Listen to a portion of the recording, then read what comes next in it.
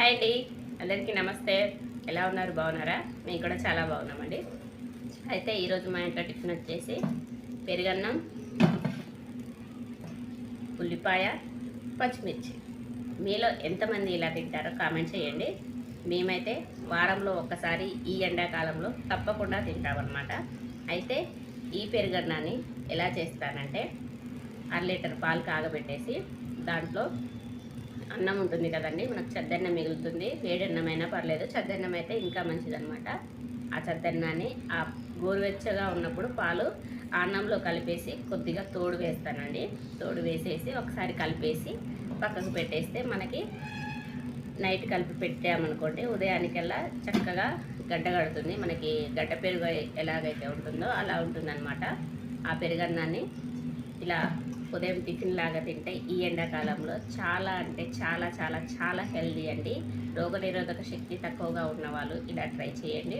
అస్సలు నీరసం ఉండదండి. మనకి ఎప్పుడైనా అలసట అనిపించినప్పుడు ఈ ఎండాకాలంలో ఇలా ట్రై చేయండి. చాలా హెల్దీగా ఉంటారనమాట. నీరసం అనేది అస్సలకి ఉండదు. అయితే ఈరోజు మా ఇంట్లో టిఫిన్ అయితే ఇదండి. ఉదయం పూట పెరుగన్నం అనమాట. మా వారైతే తిని షాప్కి అయితే వెళ్ళారు. నేనైతే ఇంట్లో పనంతా అయిపోయాక ఇలా తింటున్నానమాట పెరుగన్నాన్ని. ఈ పెరుగన్నంలో ఉల్లిపాయ కానీ పచ్చిమిర్చి కానీ పెట్టుకొని తింటే కేక్ అనమాట. ఆహా, ఇలా ఉల్లిపాయ తినుకుంటూ పచ్చిమిర్చి తినుకుంటూ ఈ పెరుగన్నాన్ని ఎంజాయ్ చేసే వాళ్ళు ఎంతమంది చెప్పండి. ఇందులో ఇంకా ఆవకాయ కానీ, ఆవకాయ పచ్చడి కానీ, నిమ్మకాయ పచ్చడి కానీ, ఏ పచ్చడి అయినా సరే అండి. అసలు పచ్చడి కూడా అవసరం లేదు. ఈ రెండు ఉంటే, ఉల్లిపాయ పచ్చిమిర్చి ఉంటే తీసేయచ్చు. మాకైతే చాలా ఇష్టం అండి. వారంలో ఒక్కసారి కంపల్సరీగా చేస్తానన్నమాట. ఈ ఎండాకాలంలో మజ్జిగ అయినా సరే, ఇలా పెరుగన్నమైనా సరే కంపల్సరీగా తీసుకుంటాము.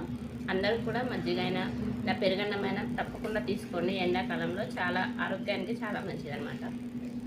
ఓకే అండి, నేనైతే ఫుడ్ ఎంజాయ్ చేస్తాను. మీరు వీడియో నచ్చితే ఒక లైక్ చేయండి. Okay friends, bye bye.